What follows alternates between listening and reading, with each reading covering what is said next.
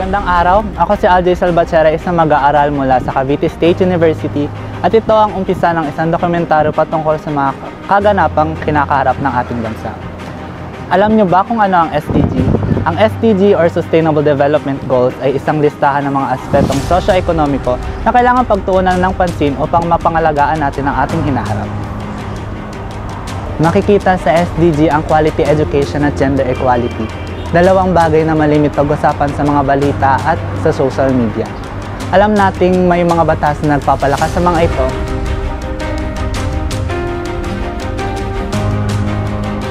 Republic Act No. 10533, also known as the Enhanced Basic Education Act of 2013, introduced the K-12 program and added 2 additional years of senior high school to the basic education curriculum.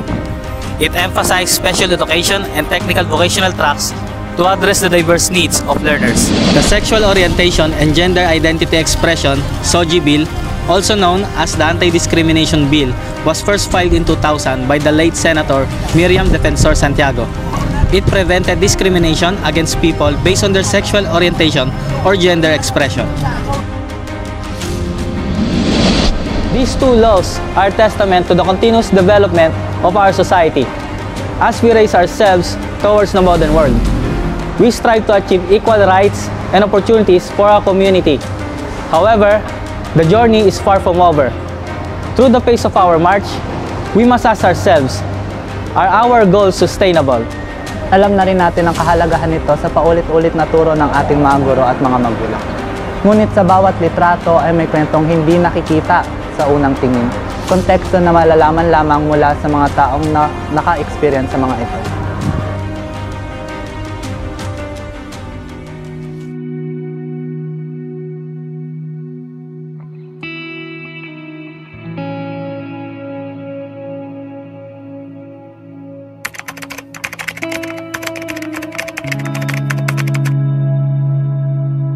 For me po, 4 lang po. Kasi since unfair po sa akin na yung sa higher sections po, iba po yung kasi tinuturo sa kanila since science sections po sila. For me po, sa lower sections naman po, ang unfair din po nun sa kanila kasi syempre, pare-pares naman din po tayong estudyante na nag-aaral po dun. Kaya unfair po sa akin.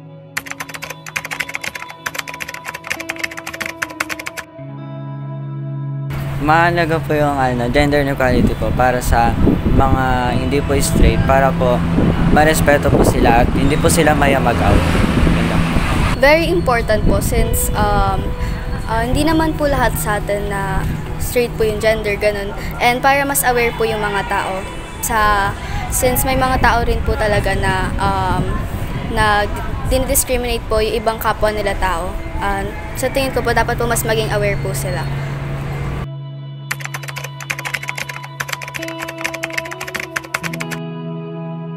Yes po, kasi like what I said po, na marami pong estudyante na nabubuli po sa paaralan po natin, kahit po sa iba't ibang paaralan o sa labas po na paaralan, para rin po malaman po ng mga bata kung gaano po ito ka-importante at hindi po dapat ito kinakahiya, mas lalo na po kung iba po yung nararamdaman po nilang gender para sa sarili nila.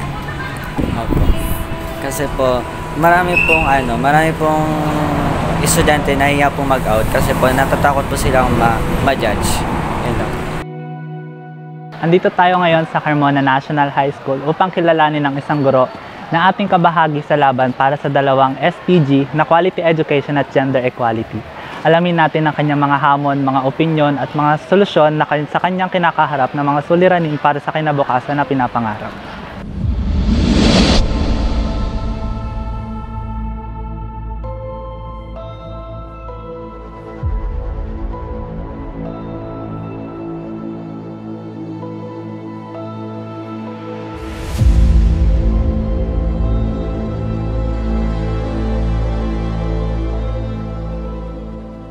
Good day, sir. We are student researchers from Cavite State University, Carmona, and we are here on Carmona National High School to interview Mr. Joseph Sacules, LPT, about his life and work regarding Sustainable Development Goals, or SDG.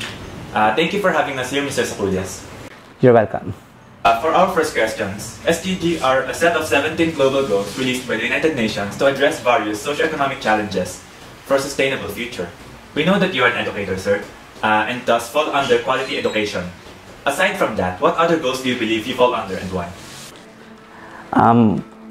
Of the 17 global goals of SDGs, I believe that we, educators, fall under decent work and economic growth,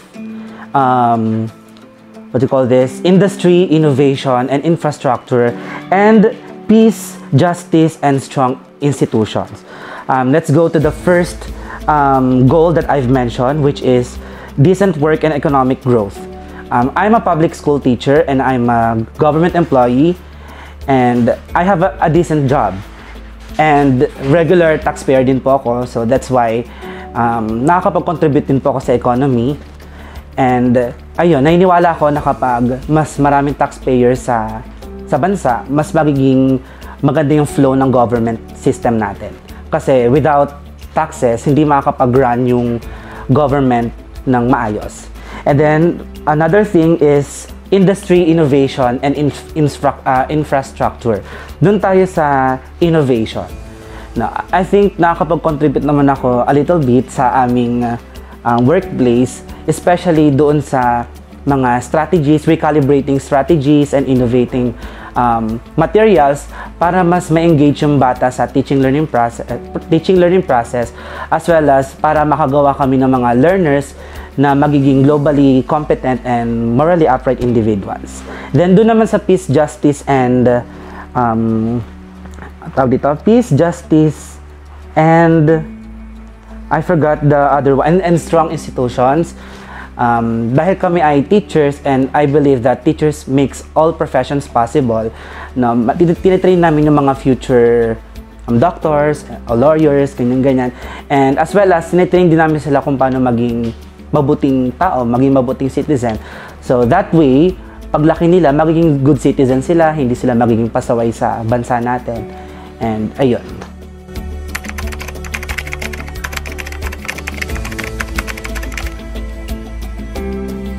Both positive and negative.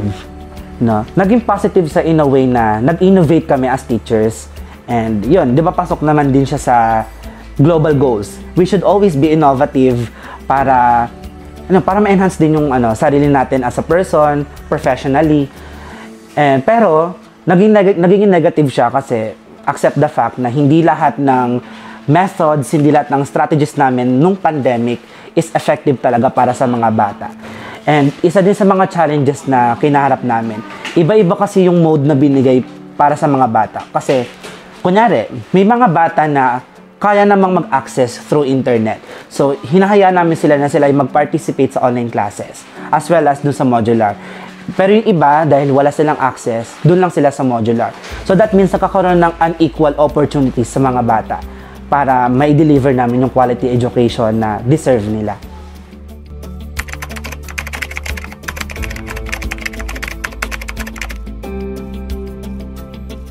Mahalaga siya kasi doon nga sa SDG, 'di ba? Part siya ng goal, which is sexual gender awareness. Gender equality. Yun, gender equality. Kasi kailangan nating intindihin yung bawat tao. Bakit sila ganon? Bakit sila ganyan? Kasi kapag naintindihan natin yung tao, magkakaroon tayo ng tinatawag nating compassion. Kapag meron tayong compassion to other people, magiging magiging team tayo towards dun sa global goals na sinasabi natin. Totoo yung sinasabi nila that we can never achieve, we can never accept other people, kung ano ba sila, homosexual sila, di natin siya 100% ma-attain kasi at meron talagang tao na hindi matatanggap yung ganon. But, kaya nating magbigay ng respect to all people. At pag meron tayong respect, meron tayong humility. Meron tayong, paggalang. Meron tayong pagpapakumbaba. Kasi kapag may respeto ka, kilala mo siya. Pag may respeto ka, alam mo kung ano yung dapat mong gawin. No? Kapag may respeto ka, kailangan, alam mo kung paano mag-set aside or kung paano mag-filter ng sasabihin mo sa ibang tao. By that, magiging harmonious yung community natin. Zero discrimination, ganyan-ganyan. Yung feel at home ang lahat. Ganon. Then, yung sinasabi mong yung CNHS, in my 2 years of teaching dito, at wala naman ako na-encounter na discrimination, I think napopromote naman yung gender equality, especially part din siya ng curriculum na ina-explain sa mga bata yung SOGI, ina-explain sa mga bata kung ano yung tamang approach para sa kanila at kung paano intindihin. Ayun. Ngayon, natunghayan natin ang perspektibo ng isang guro sa mga napapanahong issue sa SDGs. Sa pamamagitan ng kanyang mga karanasan ay nalaman natin ang kwento sa likod ng mga anino.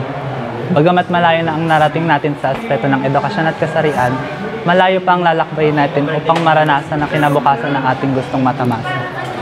Ngayon, upang isara ang dokumentaryong ito ang huling mensahe na gustong iwan ni Sir Joseph Saculies para sa mga manonood.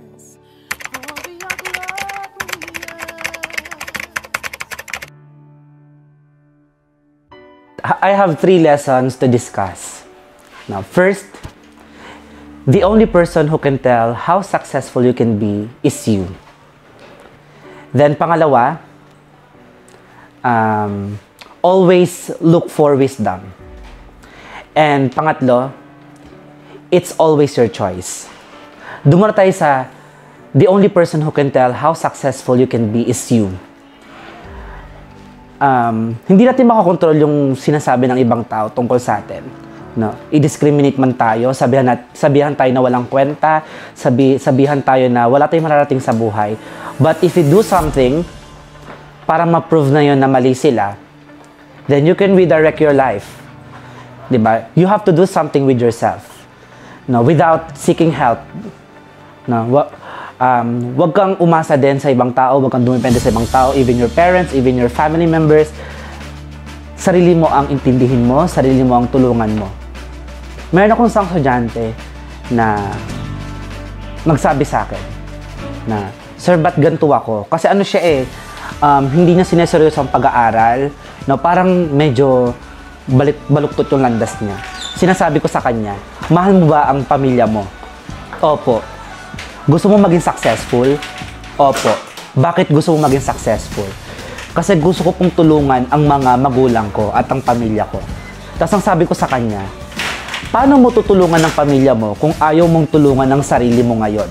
Diba? We can never help other people kung di mo tutulungan ng sarili mo. So, eto sa edad natin ngayon, no, tulungan nyo muna ang sarili nyo mag-improve personally, professionally, para pag dumating ang araw na maging successful ka na, you can help other people. And then dun sa pangalawa na it's always your choice. Totoo yun. No, nakadepende ang choices natin sa buhay kung ano yung magiging kapalaran mo. Kung good choices ka, then good outcomes. Pag bad choices, bad outcomes. It's up to you kung anong choice ang susundin mo. Ngayon, alam mo naman ang tama't mali.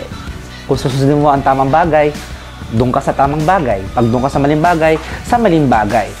Kung magiging mabuti o masama kang tao, choice mo yon. Ako, bilang teacher, gusto kong maging mabuti, kaya as much as possible, gagawa ko ng mga choices na sa tingin kong tama para magampanan ko ang tungkulin ko sa mundong ito bilang teacher para maturuan ang bawat bata na maging mabuti din sa bawat isa. Then, dun sa pangatlo na always look for wisdom, huwag mong ipagkait ang sarili mo sa kaalaman. Kasi sabi nga ni Kuya Kim, diba, ligtas ang may alam. Ngayon, kunyari, pumunta ka sa isang lugar na hindi mo alam, tapos, hindi mo alam ang salitang earthquake at nasa building ka. Tapos, nagkaroon ng earthquake. Sa tingin mo, makakaligtas ka ba doon kung wala kang kaalam-alam na earthquake yon? No, mamamatay ka.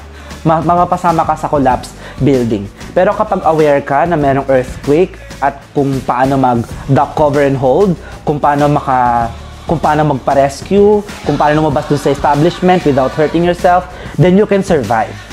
So, ganoon din sa mundong ito. Kailangan mas marami ka dapat alam para ma-invest mo yung sarili mo. Para pagtanda mo, hindi ka kutsain, para hindi ka lamangan ng kapwa. Kasi di ba pag alam ng kapwa na hindi mo alam ang isang bagay, lalamangan ka talaga. Iti-take advantage ka.